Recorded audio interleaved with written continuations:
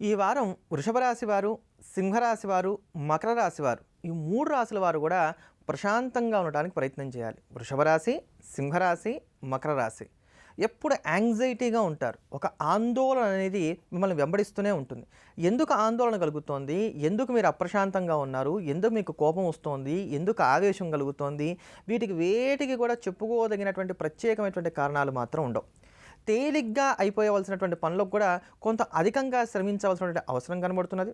ఒక్కసారి వెళ్తే అయిపోయేటువంటి పనులకు కూడా 2-3 సార్లుగా వెళ్ళి ప్రయాణం చేయక తప్పనటువంటి స్థితి ఏర్పడుతుంది. అంటే శ్రమ అధికంగా ఉంటుంది, తిరపడం అధికంగా ఉంటుంది, ఆందోళన అధికంగా ఉంటుంది.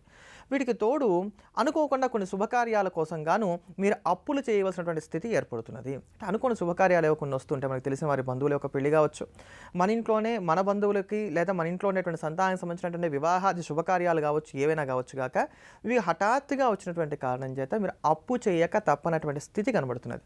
అలా అప్పు చేసేటప్పుడు చాలా జాగ్రత్తగా ఉండండి. అధికమైనటువంటి వడ్డీల జోలికి మాత్రం ఎంత మాత్రం కూడా పోకండి.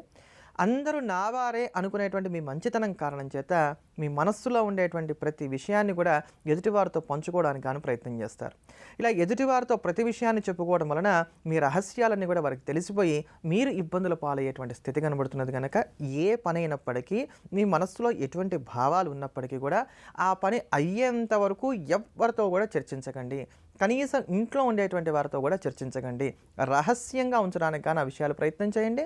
తద్వారా మీకు చాలా వరకు కూడా లాభాలు కలుగుతాయి.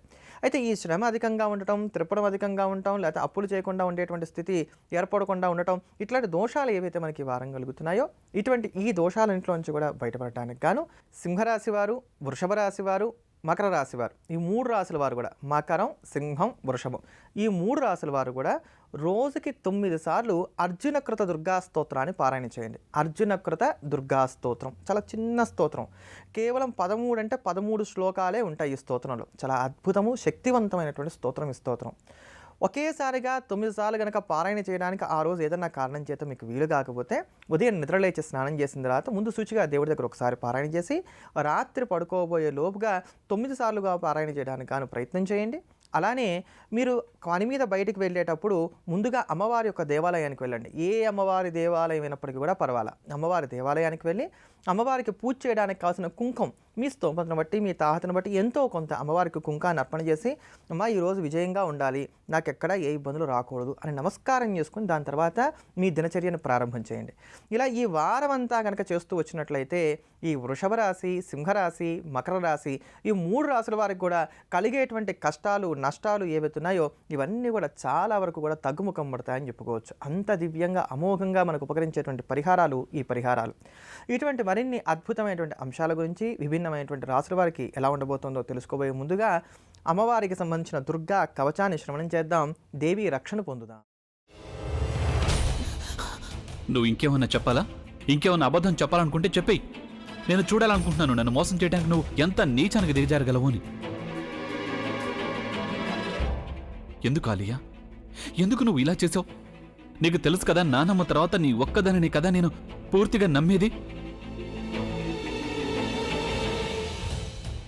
ఏమన్నావు నువ్వు? ఈ మధ్య అన్నిటినీ మర్చిపోతున్నావా?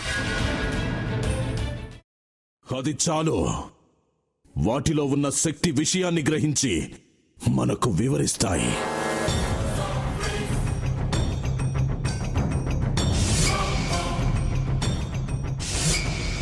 ఎవరు ఆ దండ విప్పొద్దు, గది తలుపులు తెరవద్దు.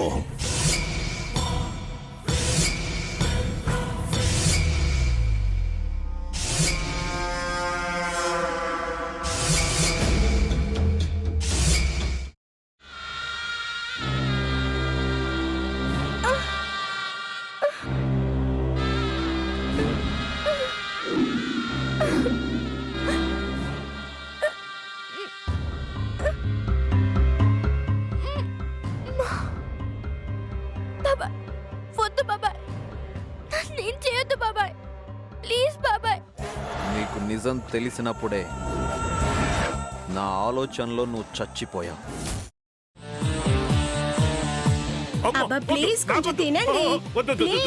భీమారావు గారు, మీరా? ఇగో మీరా కాదు, సక్కుబాయ్. అవును, మీ పనామే లేచిపోయిందని చెప్పి కంప్లైంట్ ఇచ్చినావు కదా. రేయ్, ఆయన కంప్లైంట్ ఇచ్చింది లేచిపోయిందని కాదు, కనిపించడం లేదు అని. అట్లానా? సరే మేడం. ఇడియట్. ఆ వంట మనిషి పేరేంటన్నారు? రత్తాలు మేడం. ఏం పెద్ద మంచి, నీ వంట మంచిని కూడా మేడం అని పిలుస్తావా? రేయ్ హాఫ్ బ్రెయిన్,